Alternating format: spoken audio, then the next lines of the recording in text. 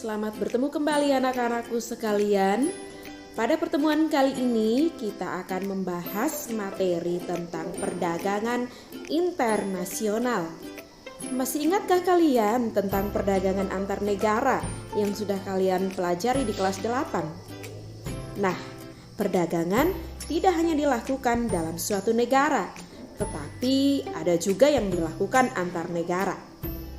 Tidak ada negara yang dapat menghasilkan kebutuhan sendiri. Misalnya, Amerika sebagai negara superpower tidak mampu memenuhi kebutuhan negara sendiri karena ada barang-barang tertentu yang tidak mereka hasilkan. Amerika tidak dapat memproduksi minyak sehingga mereka membeli minyak dari Timur Tengah, dan sebaliknya negara Timur membutuhkan barang dari negara lain. Tidak ada negara yang dapat memenuhi kebutuhan negaranya sendiri. Barang yang dihasilkan oleh negara yang satu berbeda dengan barang yang dihasilkan oleh negara lain.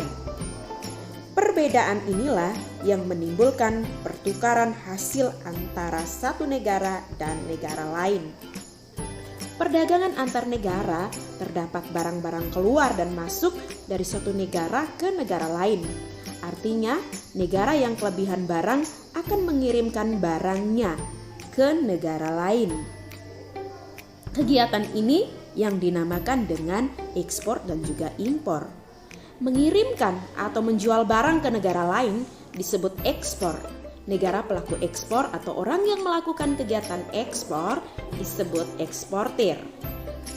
Sedangkan masuknya barang dari negara lain disebut impor. Negara pelaku impor atau orang yang melakukan kegiatan impor disebut importir. Dengan demikian, dalam perdagangan antar negara terdapat arus barang keluar dan arus barang masuk. Secara tidak langsung, dalam perdagangan antar negara terjadi tukar-menukar barang antar negara. Tukar-menukar barang antar negara ini dilakukan dengan perantaraan uang.